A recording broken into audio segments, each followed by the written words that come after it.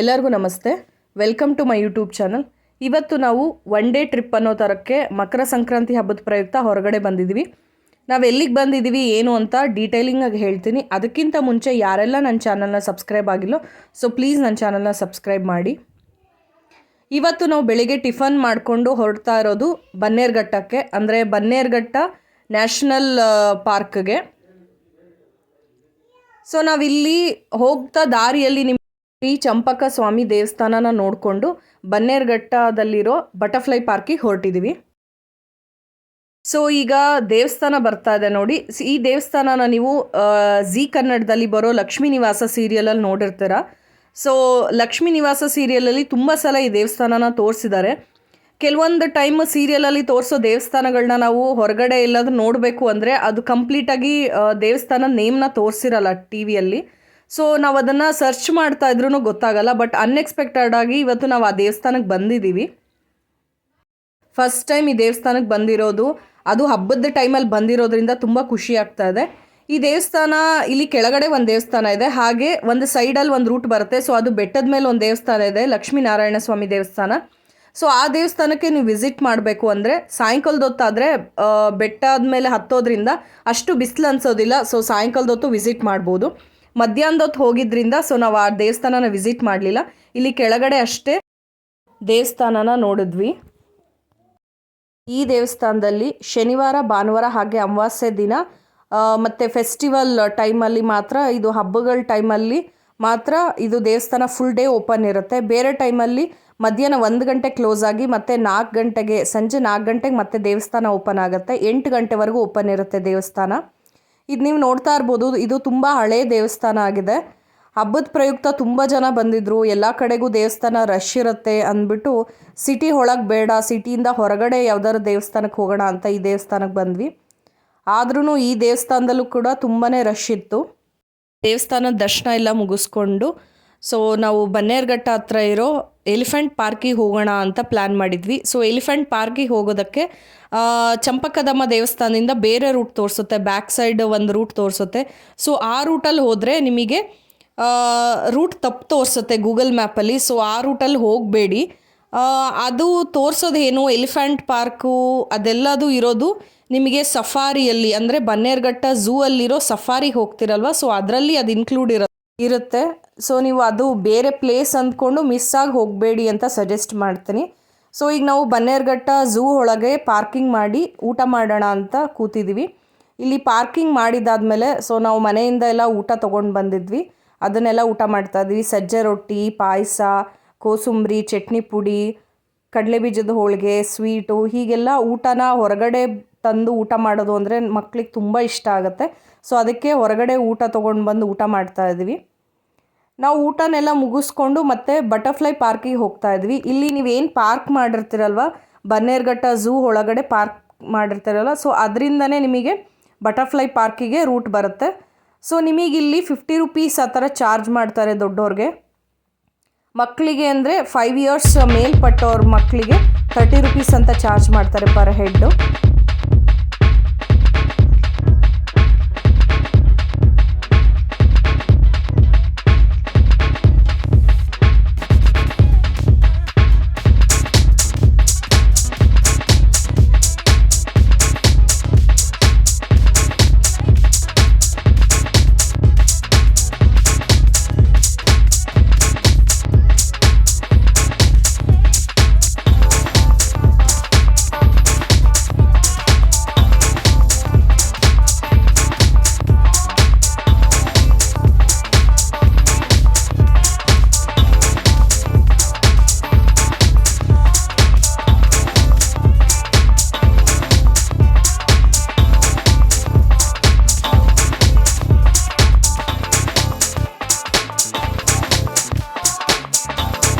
Park ಒಂದೇ ಅಲ್ಲ, so ಇಲ್ಲಿ ಬಟರ್ಫ್ಲೈಸ್ ಎಲ್ಲ ಇದೆ.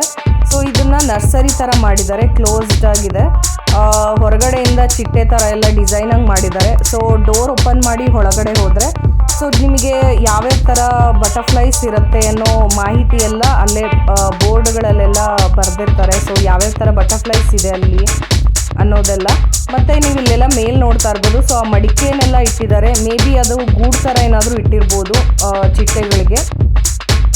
ಇಲ್ಲಿ ಒಳಗಡೆ ಎಲ್ಲದನ್ನು ಗಿಡಗಳನ್ನೆಲ್ಲ ಸೇಮ್ ಪಾರ್ಕಲ್ಲಿ ಯಾವ ಥರ ಬೆಳೆಸ್ತಾರೋ ಸೊ ಆ ಥರ ಎಲ್ಲ ಬೆಳೆಸಿದ್ದಾರೆ ಗಿಡಗಳನ್ನೆಲ್ಲ. ನೋಡ್ತಾ ಇರ್ಬೋದು ಚಿಟ್ಟೆಗಳೆಲ್ಲ ಹೇಗೆ ಹಾರಾಡ್ತಾ ಇದೆ ಅಂತ. ಯೂಶ್ವಲಿ ಮಾರ್ನಿಂಗ್ ಟೈಮಲ್ಲಿ ಮತ್ತು ಮಧ್ಯಾಹ್ನ ಬಿಸಿಲು ಟೈಮಲ್ಲಿ ತುಂಬ ಚಿಟ್ಟೆಗಳಿರುತ್ತಂತೆ. ಸೊ ಈ ಟೈಮಲ್ಲಿ ಚಿಟ್ಟೆಗಳು ಸ್ವಲ್ಪ ರೆಸ್ಟಿಂಗ್ ಟೈಮು ಅಂತಾರೆ. ಸೊ ನಾವು ಹೋಗಿದ್ದು 3 o'clock ಮೇಲೆ ಹೋಗಿದ್ವಿ. ಸೊ ಆ ಟೈಮಲ್ಲಿ ಅಷ್ಟೊಂದು ಚಿಟ್ಟೆಗಳಿರಲ್ಲ ಅಂತ ಅಂದರು. ನೀವೇನಾದರೂ ತುಂಬ ಚಿಟ್ಟೆಗಳನ್ನ ನೋಡಬೇಕು ಅಂತ ಅಂದರೆ ಸೊ ಮಧ್ಯಾಹ್ನ ಅಥವಾ ಬೆಳಗ್ಗೆ ಹೋದರೆ ನೀವು ವಿಸಿಟ್ ಮಾಡಿದ್ರೆ ತುಂಬ ಚಿಟ್ಟೆಗಳಿರುತ್ತೆ. ಸೊ ಆವಾಗ ನೀವು ನೋಡ್ಬೋದು.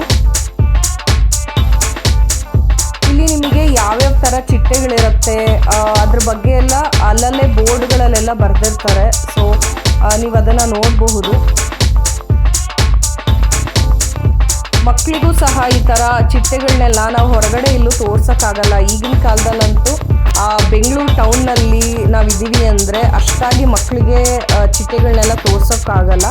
ಸೊ ಈ ಥರ ಹೊರಗಡೆ ಮಕ್ಕಳಿಗೆ ಪ್ರಾಣಿ ಪಕ್ಷಿಗಳು ಹಾಗೆ ಇನ್ಸೆಕ್ಟ್ಸ್ನೆಲ್ಲ ತೋರಿಸ್ತಾ ಇದ್ದರೆ ಮಕ್ಕಳಿಗೂ ಅದ್ರ ಬಗ್ಗೆ ಸ್ವಲ್ಪ ಆದರೂ ನಾಲೆಡ್ಜ್ ಇರುತ್ತೆ. ಅಂದರೆ ನೀವು ಪಿಕ್ಚರಲ್ಲಿ ಏನು ತೋರಿಸಿದ್ರು ಮಕ್ಕಳಿಗೆ ಕೆಲವೊಂದು ಲೈವಾಗಿ ನೋಡಿದ್ರೆ ಅದ್ರ ಬಗ್ಗೆ ನೆನಪು ಸಹ ಇರುತ್ತೆ ಮಕ್ಕಳಿಗೆ. ಸೊ ನಮ್ಮ ಮಕ್ಕಳಿಗೂ ಈ ಥರ ಎಲ್ಲ ತೋರಿಸ್ಕೊಂಡು ಒನ್ ಡೇ ಹಬ್ಬದ ಪ್ರಯುಕ್ತ ಒನ್ ಡೇ ಹೊರಗಡೆ ಹೋಗಿ ಊಟ ಮಾಡಿಕೊಂಡು ಒಂದಿನ ಫುಲ್ ಮಕ್ಕಳ ಜೊತೆಗೆ ಟೈಮ್ ಸ್ಪೆಂಡ್ ಮಾಡಬೇಕು ಅನ್ನೋದಕ್ಕೋಸ್ಕರ ಸೊ ಈ ಪ್ಲೇಸಿಗೆ ಬಂದಿದ್ದೀವಿ.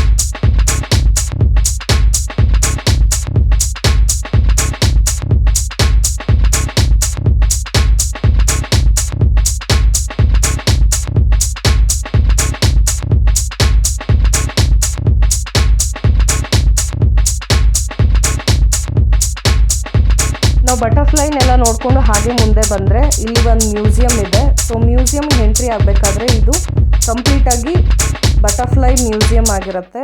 ಸೊ ಇಲ್ಲಿ ನೀವು ನೋಡ್ತಾ ಇರ್ಬೋದು ಎಲ್ಲ ಪಿಕ್ಚರ್ಸಲ್ಲೆಲ್ಲ ಹಾಕಿದ್ದಾರೆ.